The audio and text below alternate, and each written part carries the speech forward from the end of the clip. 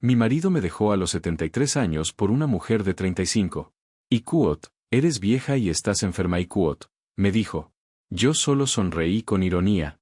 Él no lo sabía, pero 2 años atrás, yo había transferido discretamente todas las cuentas. El día del juicio, se lo demostré a la jueza. La gente siempre me pregunta cuándo me di cuenta por primera vez. Esperan que les diga que fue por una marca de pintalabios en el cuello de la camisa, un perfume extraño o un teléfono olvidado por descuido en la encimera de la cocina. Pero la verdad es mucho más silenciosa que todo eso. La verdad me llegó una mañana de martes en octubre, de pie en mi propia cocina en Toledo, viendo a mi esposo de 48 años tomarse su café con leche y sus tostadas sin levantar la vista para mirarme ni una sola vez. Antonio y yo habíamos construido algo real juntos. Quiero que entiendan eso antes que nada. No éramos un cuento de hadas, ningún matrimonio que dura casi 5 décadas lo es. Pero éramos sólidos. Yo había sido profesora de lengua y literatura en el Instituto El Greco durante 31 años. Antonio había dirigido un pequeño pero respetado estudio de arquitectura y topografía. Criamos a 2 hijos, enterramos a un perro, sobrevivimos a una crisis económica y reformamos la cocina 2 veces. Nuestra casa en la calle del Olmo tenía una preciosa terraza acristalada donde tomábamos café todos los domingos por la mañana sin falta. Yo pensaba que esa terraza era una promesa. Pensaba muchas cosas. La primera señal llegó en la primavera anterior a que todo se desmoronara. Antonio empezó a ir al gimnasio. A ver, quiero ser justa, que un hombre de 76 años se interese por su salud no es ningún delito. Al principio, incluso lo animé. Pero esto era diferente. Se compró zapatillas de correr nuevas, luego camisas nuevas. Después, empezó a salir de casa los sábados por la mañana con una bolsa de deporte y volvía 2 horas más tarde sin el más mínimo rastro de sudor. Yo me daba cuenta. Soy una mujer que pasó 3 décadas enseñando a adolescentes a analizar textos y pensar críticamente. Me daba cuenta de todo. Para el verano, ya tenía un teléfono nuevo, un segundo teléfono que, según él, era Ikuot, para el trabajo Ikuot.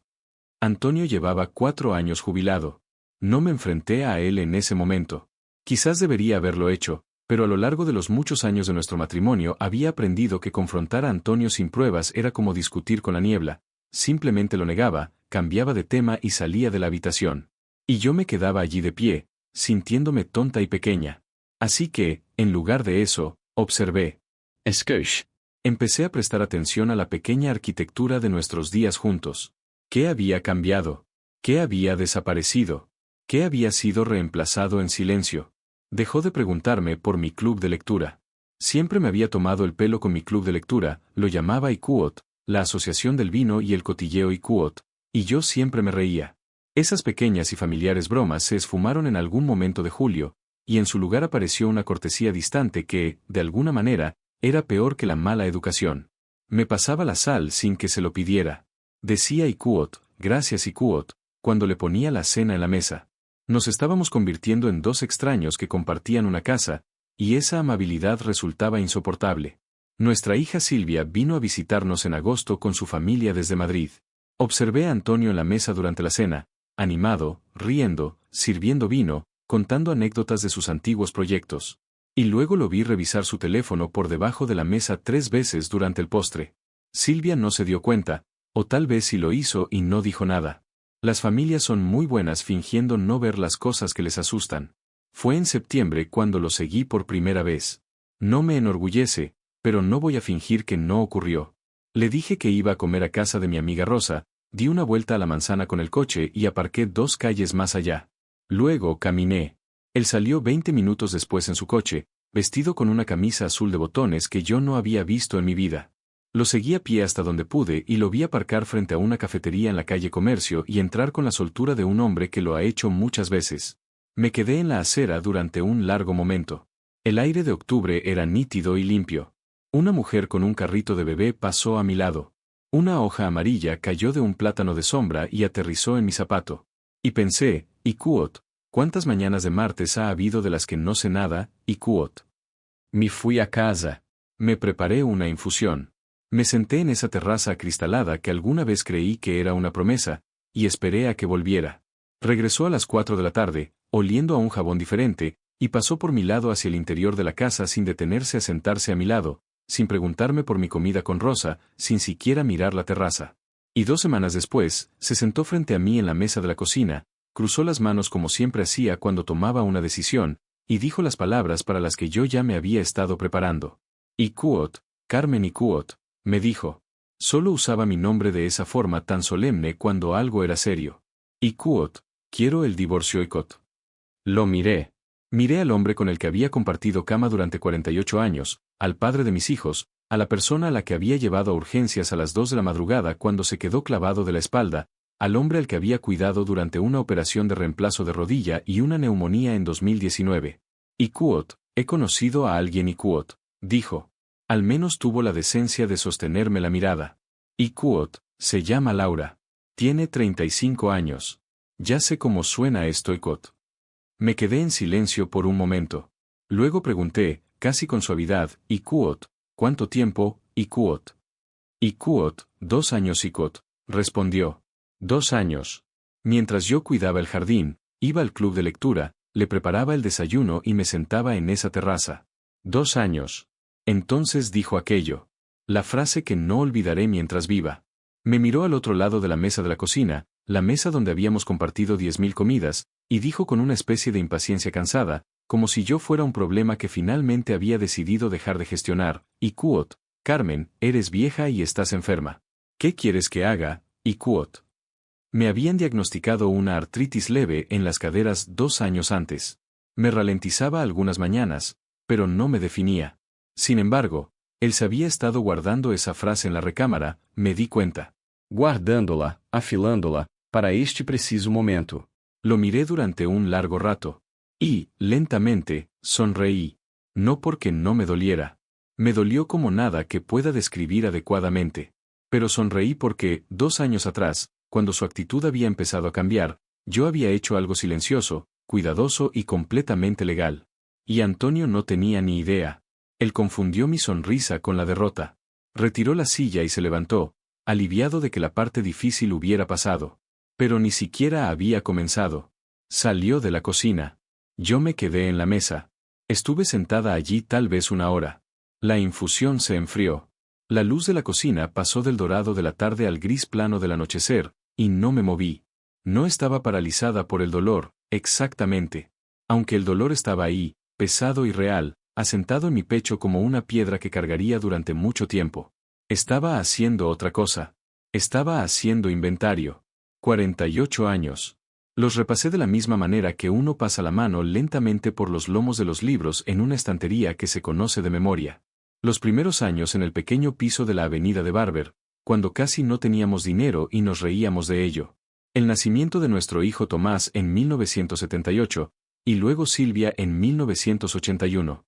El accidente de Tomás en 2003, el choque en la autovía A42, las semanas en el hospital, el inmenso dolor que casi nos rompe a los dos y que, en cambio, de alguna manera nos fusionó más estrechamente. O eso había creído yo. Pensé en la casa. El nombre de Antonio estaba en la escritura porque en 1987, cuando refinanciamos la hipoteca, el director del banco sugirió que tenía más sentido financiero dados los ingresos de Antonio. Yo había aceptado sin pensarlo 2 veces.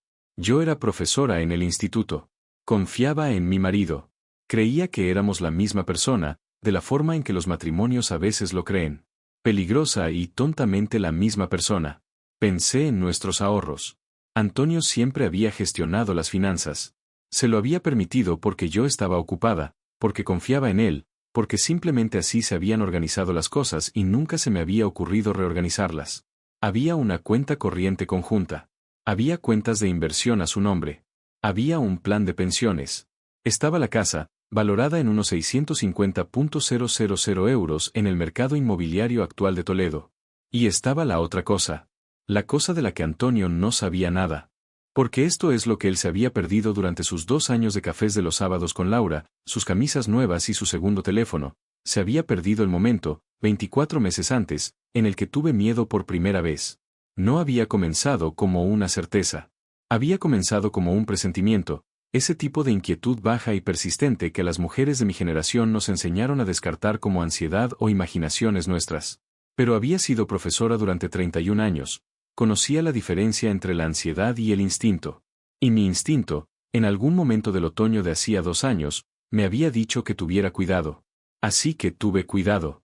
De forma silenciosa, metódica, sin dramas. Había pedido cita con una asesora financiera en Aranjuez, lo bastante lejos de Toledo como para que fuera poco probable encontrarme con alguien conocido. Su nombre era Patricia Otero, una mujer aguda y directa de unos 50 años, que había comprendido mi historia antes de que terminara de contarla. Me había ayudado a entender a que tenía derecho, que podía mover legalmente y que debía documentar. Llevaba 2 años documentando todo. Pero sentada en esa mesa de la cocina en la oscuridad de octubre, fui honesta conmigo misma sobre una cosa: tenía miedo. No de Antonio, exactamente, él nunca había sido un hombre físicamente amenazador. Tenía miedo de la maquinaria del divorcio a los 73 años. Tenía miedo de los abogados, de los juzgados de familia y de la humillación particular de que unos extraños escarbaran en mi vida. Tenía miedo de estar sola de una forma que no había estado desde que tenía 22 años. Tenía miedo de que el mundo me mirara como a una mujer vieja, artrítica y desechada, y me considerara digna de lástima. Y debajo de ese miedo había algo más afilado: furia. No la furia caliente y explosiva. Furia fría. Del tipo que no grita, sino que calcula. Me levanté de la mesa. Lavé mi taza. Fui al pequeño escritorio en la habitación de invitados, la habitación en la que Antonio ya nunca entraba, y abrí el cajón de abajo. Dentro había una carpeta. Dentro de la carpeta había documentos, extractos bancarios, registros de transferencias y la tarjeta de un abogado de familia de Madrid llamado Héctor Blasco, a quien Patricia me había recomendado hacía 8 meses, cuando las cosas pasaron de ser un presentimiento a una casi certeza. Aún no había llamado a Héctor Blasco. Había estado esperando a ver si me equivocaba. No me equivocaba. Cogí mi teléfono y le escribí un correo electrónico. Eran las 19:14 de la tarde. Le dije que estaba lista para proceder, que mi esposo había iniciado la separación esa misma noche y que me gustaría programar una consulta a su mayor conveniencia. Usé el mismo tono que solía emplear al escribirle a la dirección del instituto: claro, objetivo, sin exaltaciones emocionales. Luego volví a la carpeta. En España, bajo el régimen de gananciales, el patrimonio adquirido durante el matrimonio se divide por igual, pero la ley contempla muchos factores cuando se han ocultado bienes o se ha perjudicado a la sociedad conyugal.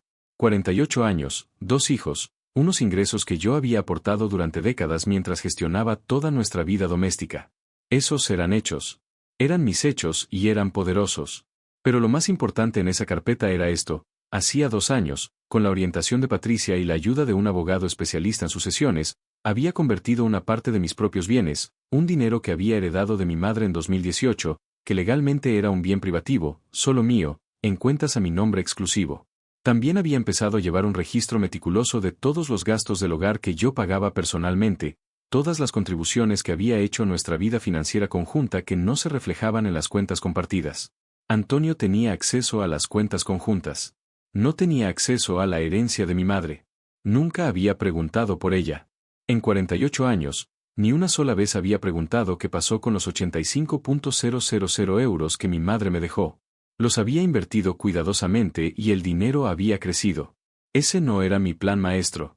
Eso era simplemente mi base, el suelo firme bajo mis pies cuando todo lo demás me fuera arrebatado. Mi plan era otra cosa. Me senté en el escritorio con un bloc de notas y empecé a escribir. No con ira, sino con la claridad enfocada de una mujer que había pasado 31 años enseñando a los niños a organizar sus pensamientos. Anoté lo que sabía. Anoté lo que podía probar. Anoté lo que Antonio esperaría que yo hiciera: colapsar, llorar, aceptar cualquier cosa que me ofreciera, desaparecer en silencio en un pisito en cualquier lugar y estar agradecida. Y luego, en otra línea, escribí lo que realmente iba a hacer. No iba a colapsar. No iba a aceptar migajas. No iba a desaparecer. Entraría en el despacho de Héctor Blasco en Madrid con una carpeta que argumentaría muy claramente que yo había sido una socia de pleno derecho en este matrimonio durante 48 años, que tenía pruebas financieras y documentales para respaldar cada reclamación que pretendía hacer, y que Antonio debería pensárselo muy bien antes de asumir que la mujer a la que acababa de llamar vieja y enferma al otro lado de la cocina no tenía nada con lo que luchar. Cerré la carpeta. Apagué la lámpara del escritorio. Al final del pasillo, podía oír a Antonio en su teléfono, su segundo teléfono, hablando en voz baja. Hablando con ella, imaginé, diciéndole que ya estaba hecho, que yo me lo había tomado con calma, que ahora todo sería sencillo. Casi sentí lástima por ellos. Casi. El trayecto hasta Madrid un jueves por la mañana dura alrededor de 1 hora desde Toledo por la A42, dependiendo del tráfico. Había hecho ese viaje cientos de veces a lo largo de los años. Para las visitas a la Universidad de Silvia, para el funeral de Tomás, para algún curso de profesores. Conocía cada curva. Pero esa mañana de finales de octubre, conduciendo sola con mi carpeta en el asiento del copiloto, la familiar autovía se sentía diferente, llena de propósito, como si finalmente me moviera en la dirección correcta después de haber estado parada durante mucho tiempo. El despacho de Héctor Blasco estaba en la 4ª planta de un edificio señorial cerca del Paseo de la Castellana. Un espacio tranquilo y serio con libros de leyes, diplomas enmarcados y esa quietud particular de los lugares donde se desmontan y examinan las vidas de las personas. Héctor era un hombre de unos 60 años, compacto y prudente, con gafas de lectura que se ponía y quitaba mientras hablaba. Patricia Otero me había dicho que era uno de los mejores abogados de familia de la capital. A los 15 minutos de nuestra reunión, entendí por qué. Escuchó sin interrumpir. Revisó mi carpeta, los extractos, los registros, la cronología que había recopilado, y no intentó tranquilizarme ni suavizar las cosas. Me dijo la verdad, que era esta: la ley de gananciales estaba de mi lado en varios aspectos importantes, pero el proceso no sería rápido y no estaría exento de conflictos. Antonio tendría su propio abogado. Habría negociaciones y probablemente un juicio contencioso sobre el reparto del patrimonio. Y Cuot, la casa es el campo de batalla principal y Cuot, dijo Héctor. Y Cuot, él va a pelear por la casa. O va a intentar comprar tu parte por una cifra muy inferior al valor de mercado y Cuot. Y Cuot, lo sé y Cuot, respondí. Y Cuot, no aceptaré eso y Cuot. Me miró por encima de sus gafas de lectura. Écoute, bien. Entonces hablemos de lo que tenemos y Cuot. Lo que tenía era esto: casi 5 décadas de matrimonio en las que yo había contribuido económica, doméstica y emocionalmente a cada activo que Antonio ahora consideraba suyo. Tenía registros. Tenía la documentación de Patricia. Y tenía algo que a Héctor le pareció particularmente útil: un registro detallado que había llevado durante 2 años del comportamiento financiero cada vez más independiente de Antonio, que incluía varias retiradas de efectivo grandes de nuestra cuenta conjunta de las que no se me había informado y que no podían justificarse. Cuando le hablé a Héctor de las retiradas, 4.000 euros en marzo, 3.500 en junio, 2.800 en agosto, las anotó con cuidado. ¿Y Cuot, sabe en qué usó ese dinero? ¿Y Cuot? Me preguntó. ¿Y Cuot? Tengo una sospecha razonable y Cuot, dije. Héctor asintió. ¿Y Cuot? Necesitaremos algo más que sospechas y Cuot. Asentí también. Y Cuot, lo sé Cuot. El primer paso oficial se dio esa misma tarde. Héctor presentó la demanda de divorcio contencioso y la petición de liquidación de la sociedad de gananciales. Era un documento formal, seco y legal, pero significaba algo real. No iba a aceptar lo que Antonio decidiera ofrecerme. Iba a obligarle a demostrar su caso ante un juez. Para cuando conduje de vuelta a Toledo esa tarde, ya se le había notificado la demanda. Más tarde me enteré por Silvia, a quien se lo contó un vecino, en esa forma pequeña e interconectada de las comunidades donde la gente ha vivido durante décadas, que la reacción de Antonio cuando llegaron los papeles no fue nada tranquila. Había estado al teléfono en cuestión de minutos. No con su propio abogado, al que ya había contratado discretamente, sino con Laura. Eso me dijo algo. Un hombre que simplemente está terminando un matrimonio contrata a un abogado y espera el proceso. Un hombre que entra en pánico llama a la persona a la que ha estado protegiendo. Arché esa información en mi mente. Mientras tanto, algo cambió en la casa de la calle del Olmo.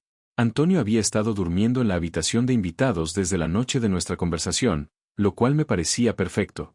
Pero en los días posteriores a recibir los papeles, su comportamiento cambió. Se volvió vigilante. Empezó a llegar a casa más temprano de lo que lo había hecho en meses, como si necesitara controlar algo. Revisaba el correo antes de que yo pudiera llegar a él. Una vez entré en la cocina y lo encontré de pie junto al escritorio del rincón, mirando un montón de papeles, y se enderezó rápidamente cuando me vio, con esa velocidad culpable particular de una persona que acaba de ser sorprendida haciendo algo que aún no ha decidido admitir. ¿Y Cuot, buscas algo? ¿Y Cuot? Pregunté. ¿Y Cuot? Solo la factura de la luz y Cuot, respondió. Sonreí y fui a preparar café. Lo que buscaba, creo, era evidencia de lo que yo ya había movido, de lo que ya había hecho. Empezaba a comprender que había una versión de esta situación para la que no se había preparado. Bien. La prueba que había estado esperando no llegó a través de un investigador privado ni de un enfrentamiento dramático, sino de una fuente muy ordinaria, el extracto de nuestra tarjeta de crédito.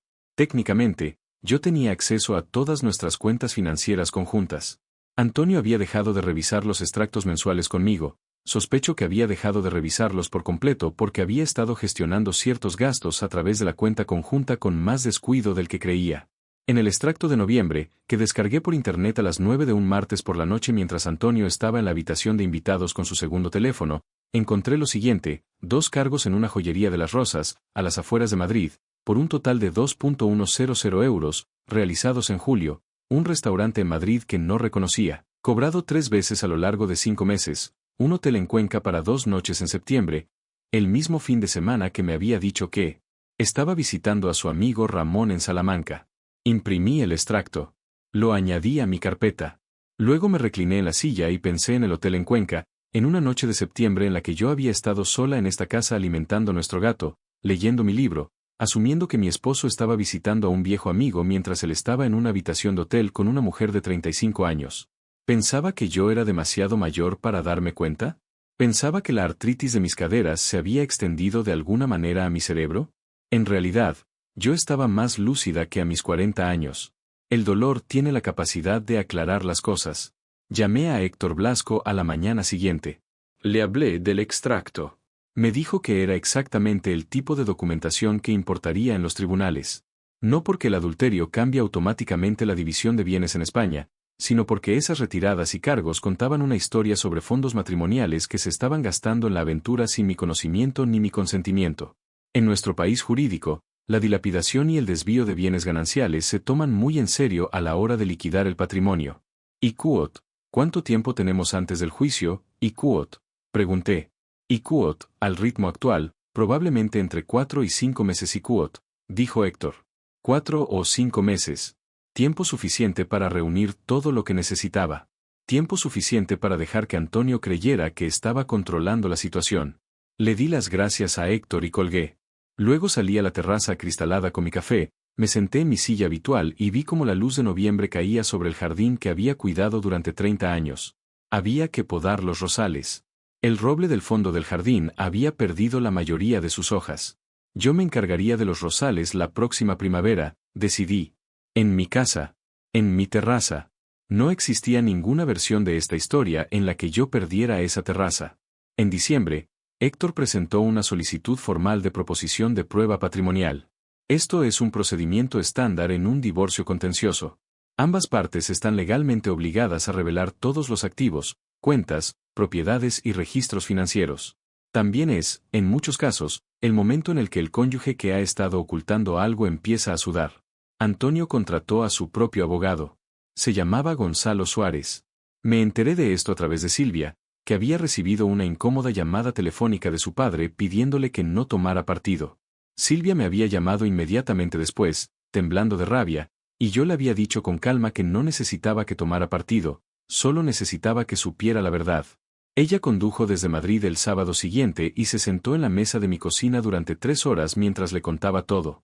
Laura. Le di pañuelos y esperé a que terminara, de la misma manera que había esperado a que pasaran sus tormentas adolescentes 30 años atrás. Y Quot, mamá y Quot, dijo finalmente. Y Quot, ¿lo sabías antes de que te lo dijera? Y Quot. Y Quot, lo sospechaba. Y Quot, respondí. Y Quot, por eso me preparé. Y Quot. Me miró durante un largo rato, y algo en su expresión pasó de la tristeza a otra cosa, algo que se parecía mucho al respeto. El proceso de revelación de pruebas avanzó durante diciembre. Héctor presentó las solicitudes. Gonzalo Suárez presentó las respuestas. Yo presenté mis propias declaraciones, todo lo legalmente exigido, minuciosamente documentado con los registros adjuntos. La herencia de mi madre, ahora en una cuenta separada, fue declarada como bien privativo, claramente rastreada hasta la transferencia de la herencia original en 2018. Los bienes privativos no están sujetos a la división de gananciales en España. Era mío, y el rastro de papel era hermético.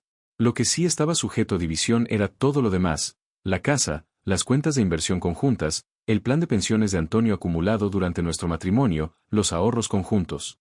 El panorama total, una vez recopilados los documentos de ambas partes, era considerable. No diré la cifra aquí. Lo que sí diré es que cuando Gonzalo Suárez recibió nuestra declaración financiera completa y se la pasó a Antonio, algo cambió en la casa de la calle del Olmo. Antonio dejó de estar vigilante y distante. Se convirtió en otra cosa. Se volvió, por primera vez en nuestro conflicto, abiertamente hostil. Empezó un miércoles por la noche a mediados de diciembre. Yo estaba en la cocina cuando entró desde la habitación de invitados con un papel en la mano, una página de los documentos financieros, y lo puso sobre la mesa frente a mí. Su rostro tenía un color que reconocí de nuestras pocas discusiones serias a lo largo de los años, un rojo oscuro y congestionado. «Iquot, ¿qué es esto, Iquot?», preguntó.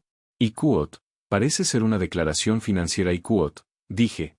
No levanté la vista de la sopa de verduras que estaba removiendo. «Iquot, no me tomes el pelo Iquot», dijo. «Iquot, no te hagas la lista. Has estado ocultando bienes deliberadamente Iquot». «Iquot, he declarado todo lo que exige la ley Iquot», respondí. «Iquot, si deseas impugnar algo, puedes hacerlo a través de tu abogado Iquot». Se quedó callado un momento. «Iquot, y esa tal Patricia Otero. Llevas 2 años viendo a una asesora financiera Iquot». «Iquot, sí Iquot», dije. «Iquot, ¿por qué, Iquot?» «Iquot, seguimos casados Iquot», dije, «Iquot, hasta que el tribunal diga lo contrario Iquot». Salió de la cocina. Yo terminé la sopa. La llamada de Laura llegó al día siguiente. Esto me sorprendió. No que llamara, sino que lo hiciera tan pronto, de forma tan directa, sin pretextos. Había sacado mi número del teléfono de Antonio. Asumí que era una mujer directa, se lo reconozco. «Iquot, señora Iquot», me dijo. «Iquot, creo que sería mejor para todos si esto se resolviera sin ir a juicio Iquot». «Iquot, estoy segura de que lo crees Iquot», respondí. «Iquot, Antonio solo quiere seguir adelante. No está intentando dejarla sin nada. Pero con la actitud que está tomando su abogado, esto va a ser muy caro y doloroso para todos, incluida usted Iquot». And quote, Laura and quote, Dage. Y usé su nombre con cuidado, de la misma manera que solía pronunciar los nombres de los alumnos que necesitaban entender que yo estaba prestando atención. «Iquot, pasé 48 años construyendo de lo que tú ahora esperas beneficiarte. Tengo la intención de asegurarme de que el juez entienda exactamente cuánto valían esos 48 años. Que tengas una buena tarde Iquot». Y colgué. 40 minutos después, mi teléfono volvió a sonar. Era un número que no reconocía. Resultó ser el despacho de una abogada, no Gonzalo Suárez, sino una segunda abogada, una mujer llamada Elena Márquez. Hablaba rápido y con una calidez profesional que imaginé que no llegaba a sus ojos. «Iquot, señora, represento a Laura. Quiero ser muy clara. Mi clienta tiene motivos para creer que ciertos documentos financieros pueden haber sido manejados de forma indebida en la preparación de su declaración. Si la actitud actual continúa, nos veremos obligados a solicitar una auditoría financiera forense, lo cual sería costoso y llevaría mucho tiempo para todas las partes Iquot». «Iquot, solicite lo que considere oportuno Iquot», respondí. «Iquot, mis registros están completos Iquot». «Iquot, también queremos que sea consciente Iquot», continuó ella, bajando el tono de voz media octava, «Iquot, de que hay aspectos de su propio historial financiero durante este matrimonio que podrían no dejarla en buen lugar ante un juez Iquot». Me quedé en silencio exactamente 3 segundos. Luego pregunté, «Iquot, ¿me está amenazando, Iquot?» Una breve pausa. «Iquot, le estoy haciendo consciente del panorama completo Iquot». «Iquot, gracias por llamar Iquot», dije, y colgué. Me quedé sentada en la cocina unos minutos después de eso, y no fingiré que mis manos estaban completamente firmes. La amenaza, apenas velada, pero inconfundible, había aterrizado. ¿Qué aspectos de mi historial financiero? ¿Qué creían tener? Nada. No tenían nada porque no había nada. Pero una amenaza no necesita basarse en la verdad para dar miedo. Solo necesita hacerte dudar de ti misma. Llamé a Héctor de inmediato. Escuchó mi relato de ambas llamadas con el silencio concentrado de un hombre que ya ha oído esto antes. «Iquot, ¿está nervioso Iquot?», dijo simplemente. «Iquot, esto es lo que hace la gente cuando se pone nerviosa. Ejercen presión y esperan que tú parpadees primero Iquot». «Iquot, no voy a parpadear Iquot», dije. «Iquot, lo sé, pero tómate el fin de semana, Carmen». Descansa. «Has estado cargando con mucho peso». A este proceso aún le queda un largo camino y necesitarás tus fuerzas para las partes que importan y quote. Seguí su consejo. Ese fin de semana conduje hasta Madrid para quedarme con Silvia. No hablamos mucho del divorcio. Vimos 2 películas antiguas, cocinamos cordero asado el sábado por la noche y, el domingo por la mañana, paseamos por Madrid Río en el frío aire de diciembre, mientras sus hijos corrían por delante de nosotras en el camino. Mi nieta, Lucía, que tenía 8 años y la misma barbilla terca que Silvia, me cogió la mano sin que se lo pidiera y no la soltó en todo el camino de vuelta al coche. Pensé en la llamada telefónica. Pensé en la voz suave y calculada de Laura. Pensé en la cara roja de Antonio sobre la mesa de la cocina. Para cuando regresé a Toledo el domingo por la tarde, el miedo se había asentado en algo más pequeño y silencioso, algo que yo podía cargar sin que me arrastrara. Se acercaba la siguiente fase. Tenía que estar lista. Enero llegó frío y gris. Los rosales del jardín delantero estaban reducidos a tocones, el roble sin hojas, la calle silenciosa. Había vivido lo suficiente como para entender que enero no es un mes amable. Te quita todo y te muestra lo que realmente hay. Ese invierno, lo que realmente había era una casa en medio de un proceso legal, un casi exmarido durmiendo a 4 metros por el pasillo, y la certeza de que los próximos meses determinarían el resto de mi vida. Había esperado silencio por parte de Antonio y Laura después de las llamadas de diciembre. Me equivoque. En la segunda semana de enero, Gonzalo Suárez se puso en contacto con Héctor con lo que se presentó como una oferta de acuerdo extrajudicial. Héctor me llamó desde su despacho en Madrid y me la leyó con el tono cuidadoso y neutral de un abogado que presenta opciones en lugar de recomendaciones. Antonio proponía lo siguiente: él se quedaría con la casa y me pagaría 160.000 euros por mi parte. Retendría su plan de pensiones al completo. Las cuentas de inversión conjuntas se dividirían 60-40 a su favor debido, según indicaba la carta de oferta, a IQOT, la naturaleza principal de sus contribuciones financieras a lo largo del matrimonio IQOT. Yo recibiría mis bienes privativos, la herencia de mi madre, sin oposición legal, y habría una cláusula de confidencialidad que exigiría a ambas partes no hacer declaraciones públicas sobre las circunstancias del divorcio. Escuché todo sin decir nada. Cuando Héctor terminó, hubo un breve silencio y luego me preguntó: «IQOT, ¿qué piensas, IQOT?»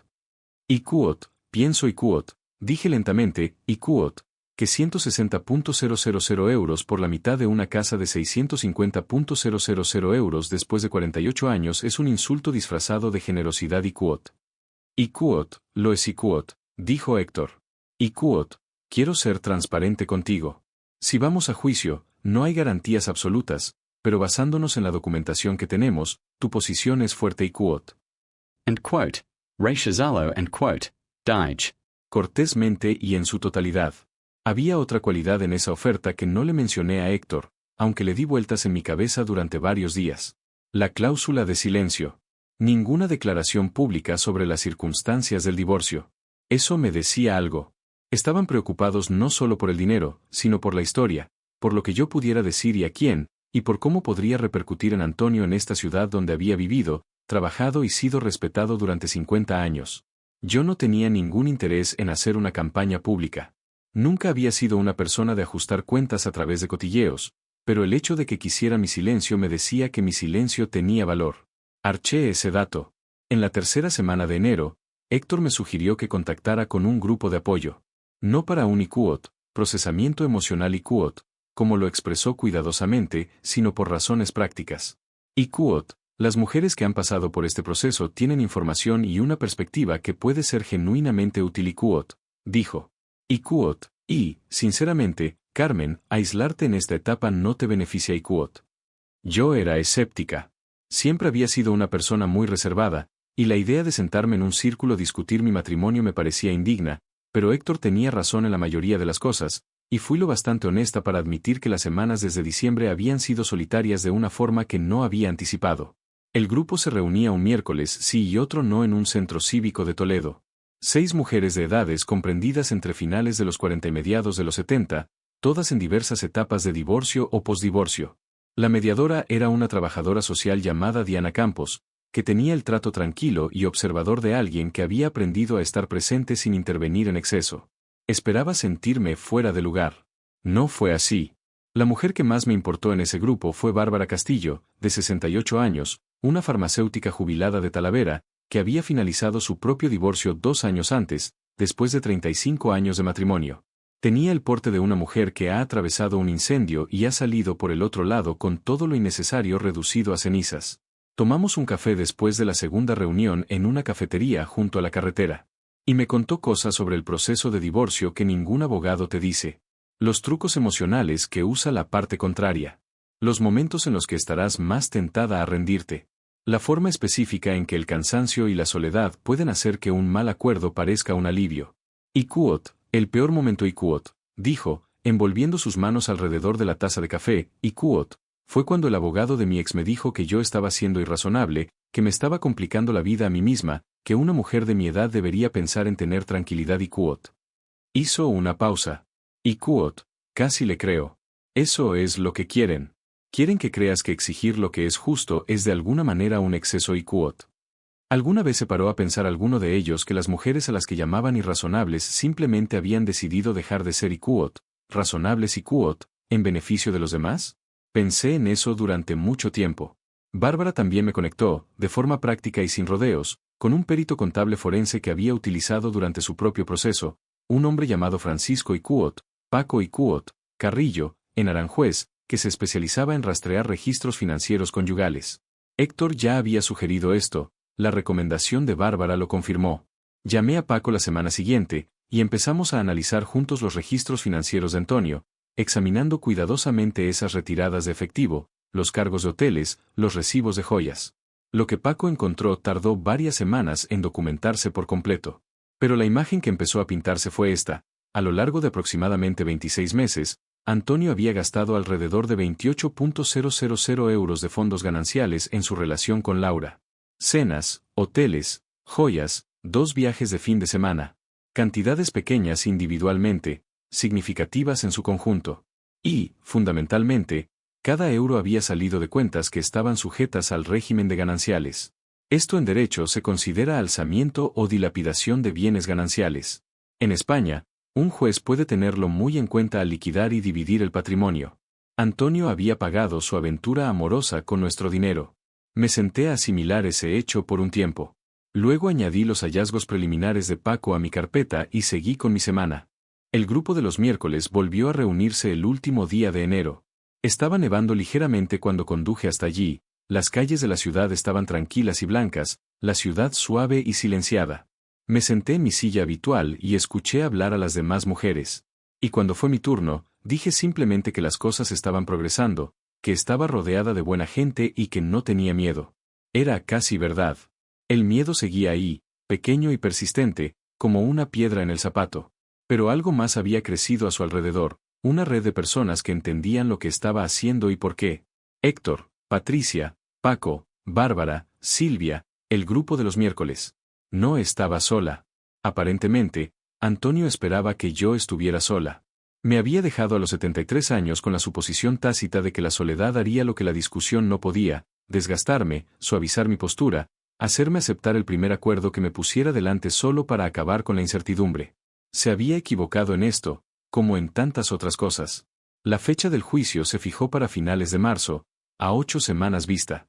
Volví a casa bajo la nieve, me preparé una infusión de manzanilla y me senté en mi escritorio para revisar los últimos hallazgos de Paco.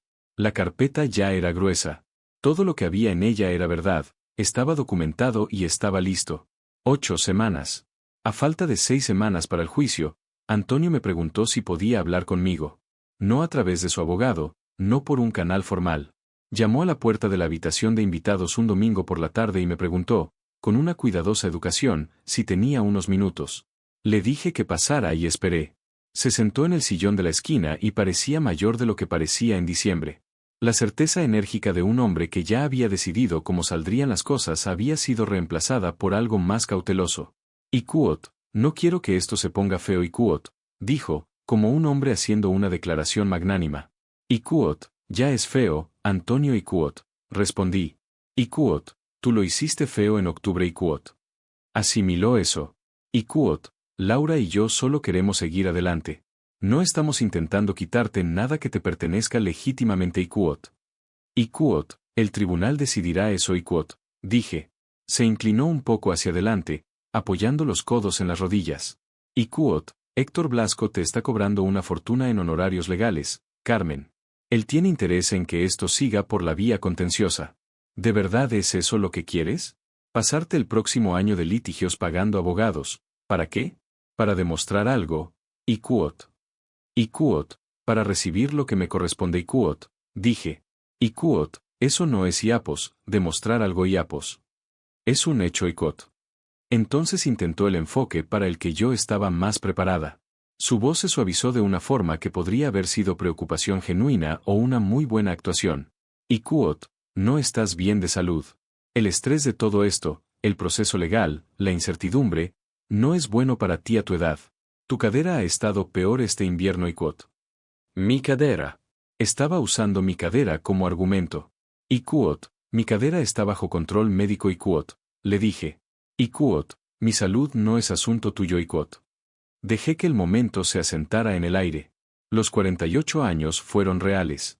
El dolor compartido por la pérdida de Tomás fue real. Las mañanas de domingo en la terraza fueron reales. Pero el hombre que usaba mi artritis como palanca para intentar convencerme de que aceptara menos de lo que me correspondía, ese hombre también era real. Ambas cosas eran ciertas simultáneamente, y cargar con esa doble verdad resultaba agotador. Y quote, si eso es todo, Antonio, tengo cosas que hacer y quote. No se movió. Entonces intentó una cosa más. Y quote, Laura tiene un contacto y quote, dijo con cuidado. Y quote, un conocido en común de la jueza Herranz.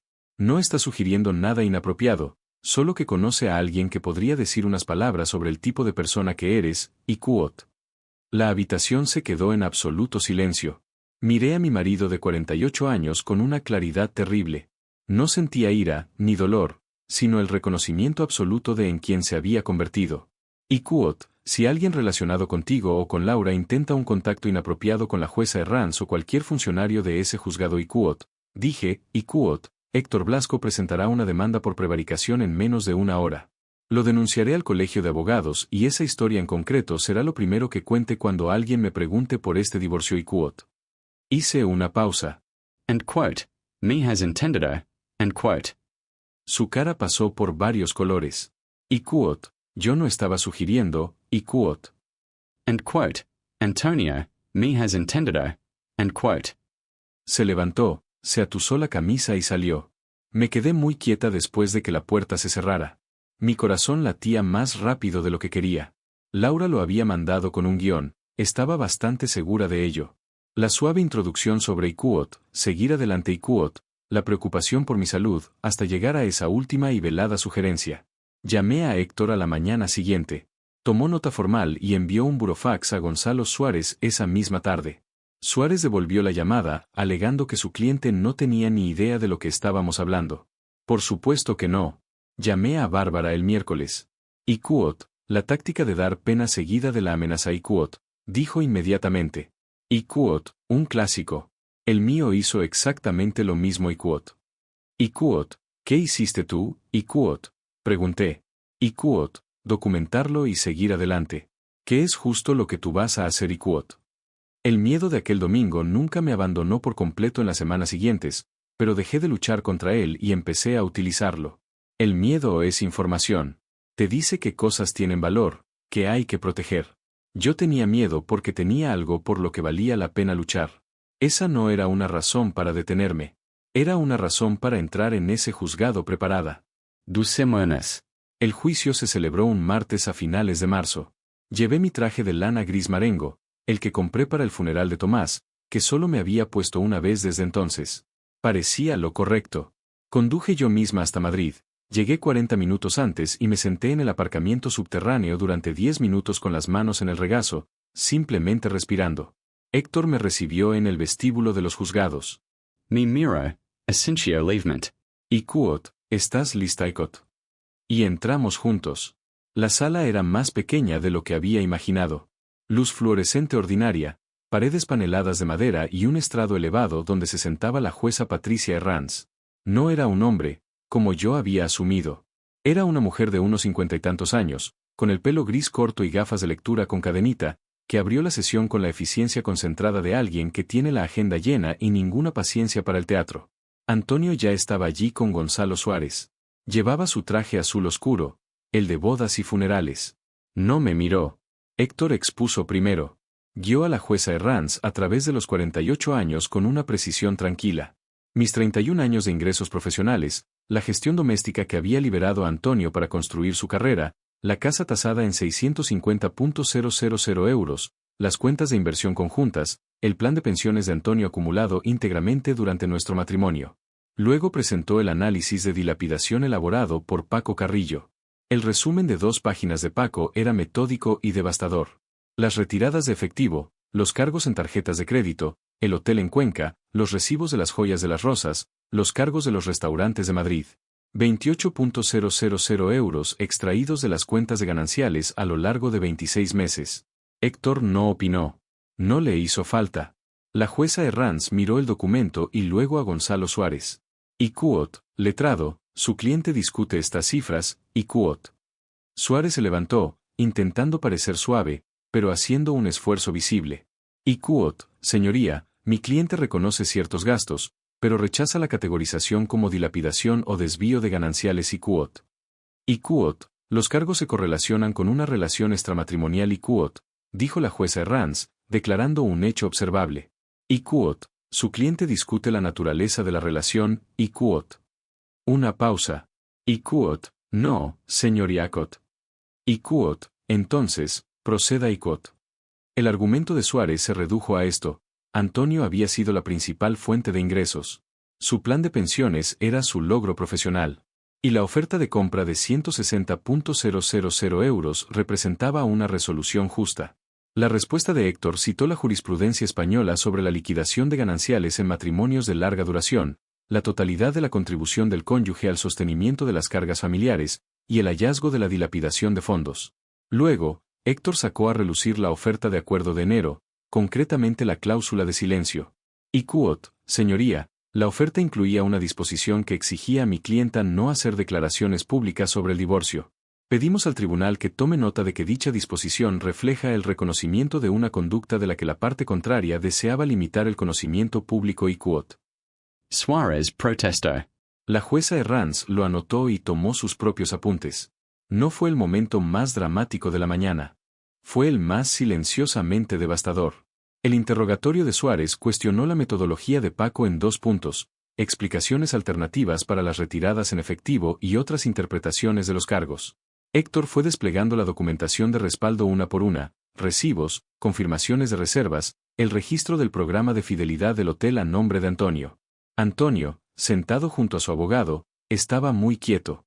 Lo miré una sola vez, y tenía la vista clavada en la mesa con la expresión petrificada de un hombre que acaba de comprender que la historia en la que creía estar se ha convertido en una historia completamente distinta. Fue este el momento en el que se dio cuenta de lo que había querido decir yo allá por octubre, cuando sonreí. Suárez hizo un último intento, argumentando con elocuencia controlada que Carmen era Icuot, una mujer con importantes medios independientes Icuot, refiriéndose a mi herencia, y que Antonio Icuot no había anticipado que se desplegaría una estrategia financiera tan sofisticada en su contra Icuot. La jueza Herranz lo miró por encima de sus gafas de lectura. And quote, letrado. Su cliente gastó 28.000 euros de fondos gananciales en una relación extramatrimonial sin el conocimiento de su esposa, propuso un acuerdo que le otorgaba a ella una parte irrisoria del valor del domicilio conyugal e incluyó una cláusula de confidencialidad en dicha oferta. Y usted caracteriza la preparación de la esposa para este procedimiento como una IAPOS, estrategia desplegada en su contra IAPOS, y Cuot. Suárez abrió la boca y la volvió a cerrar. Y Cuot, emitiré mi fallo en el plazo de 3 semanas. Se levanta la sesión y Cuot. Héctor recogió sus papeles sin prisa. Yo me quedé sentada quieta un momento, con mi carpeta delante de mí y mi traje exactamente igual de impecable que cuando llegué. Afuera, en las escaleras de los juzgados, con el sol de marzo en la cara, Héctor dijo en voz baja, y Cuot, eso ha ido tan bien como podía ir y Cuot. Y Cuot, sí y Cuot, respondí. Y Cuot, así ha sido y Cuot. 3 semanas para la sentencia. Había esperado 48 años. Podía esperar 3 semanas. La sentencia llegó en 17 días. Héctor llamó un jueves a las 2 de la tarde. Yo estaba en el jardín podando la madera muerta de los rosales, los mismos rosales que me había prometido cuidar en primavera en mi casa y bajo mis condiciones. Me quité los guantes de jardinería y escuché. La jueza Patricia Herranz había fallado a favor de una liquidación de gananciales muy inclinada hacia mi postura, compensando la dilapidación. La casa de la calle del Olmo debía venderse. Las ganancias se dividirían en un 65% para mí y un 35% para Antonio. Con un valor de unos 650.000 euros, eso significaba aproximadamente 422.500 euros para mí. No un acuerdo de compra por 160.000. El 65%. Las cuentas de inversión conjuntas, 55% para mí, 45% para Antonio, citando explícitamente el desvío de fondos como factor. El plan de pensiones de Antonio estaba sujeto a una orden judicial para su división, que me otorgaba el 38% de la parte generada durante el matrimonio, en el extremo superior de lo que habíamos previsto. La herencia de mi madre seguía siendo completamente mía, intocable. En total, más de 3 veces lo que Antonio había ofrecido en enero. Me senté en el banco del jardín con el teléfono en la mano y me quedé allí un rato. Los rosales mostraban sus primeros capullos rojos, pequeños, apretados, decididos. El roble empezaba a echar hojas. La luz de abril tenía ese tono dorado particular de las cosas que han estado esperando. Lame as Sylvia. Lo cogió al segundo tono. Cuando se lo conté, se quedó callada un momento. Luego dijo, Ikuot, mamá, solo quiero saber que estás bien Ikuot. Ikuot, sé que lo sabes Ikuot, dije. Ikuot, lo he sabido durante meses Ikuot. Gonzalo Suárez presentó un recurso de apelación, argumentando que se le había dado un peso indebido al hallazgo de la dilapidación. La audiencia provincial lo desestimó en un tiempo récord, con el lenguaje breve y seco de un tribunal que ha dicho todo lo que tenía que decir. Hubo un intento más, una mediación para revisar el cálculo de la división del plan de pensiones. Héctor respondió que su clienta había participado de buena fe en el juicio, había recibido una sentencia y no había nada que mediar. Ese fue el final. La casa se vendió en mayo, 11 días después de salir al mercado, por 660.000 euros. Resultó que la terraza acristalada con vistas era un gran argumento de venta. Mi 65% fue de 429.000 euros.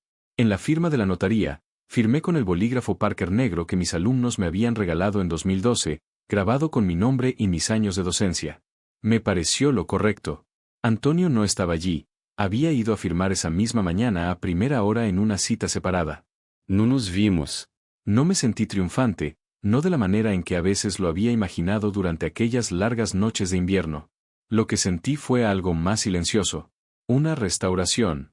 Como si algo que había sido desencajado no se hubiera revertido de forma espectacular, sino que se hubiera vuelto a colocar en su sitio de forma cuidadosa, legal y permanente.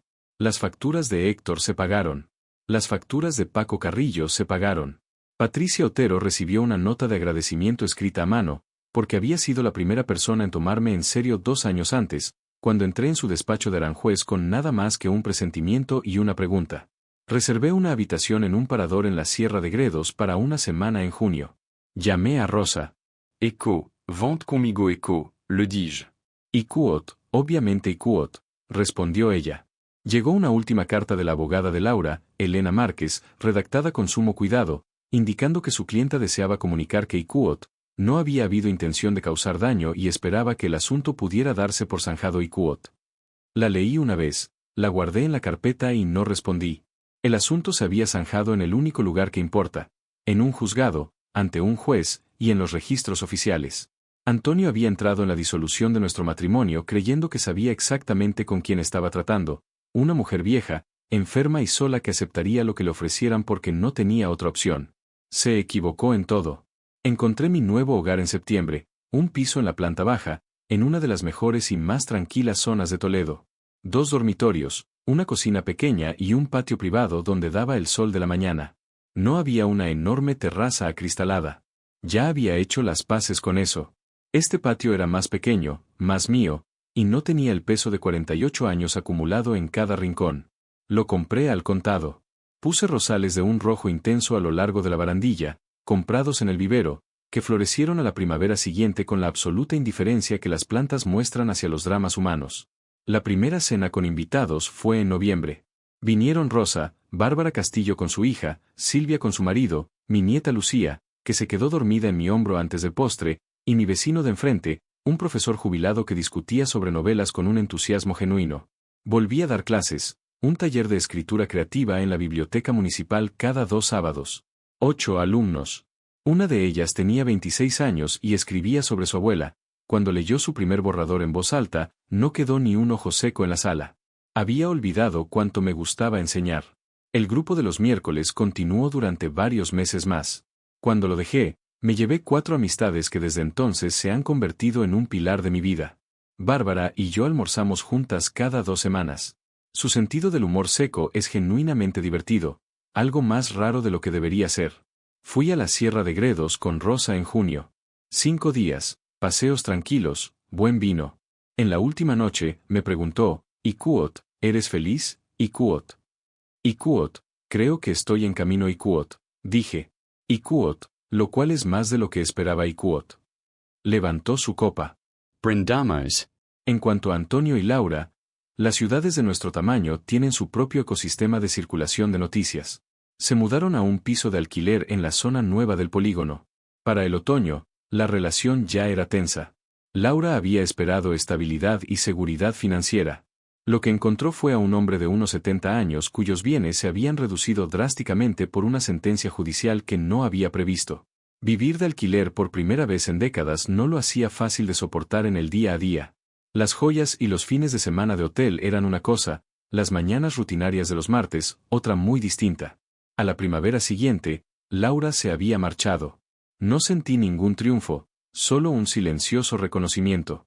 La vida por la que Antonio había desmantelado la nuestra no resultó ser la vida que él había imaginado. La mujer a la que llamó vieja y enferma había demostrado ser la inversión más duradera.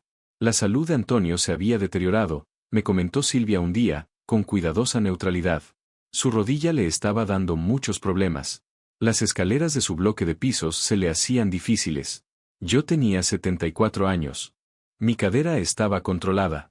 Caminaba 5 kilómetros casi todas las mañanas. Tenía a mis alumnos los sábados, a mis amigas para comer y a una nieta que me llamaba todos los domingos. ¿Qué es una buena vida? ¿La que parece perfecta desde fuera o la que se siente completa desde dentro? Las rosas florecieron en abril. Me quedé en el patio con mi café y vi cómo se abrían las primeras, de un rojo intenso contra el pálido cielo de la mañana. Esto es mío. Era suficiente. Era, de hecho, muchísimo.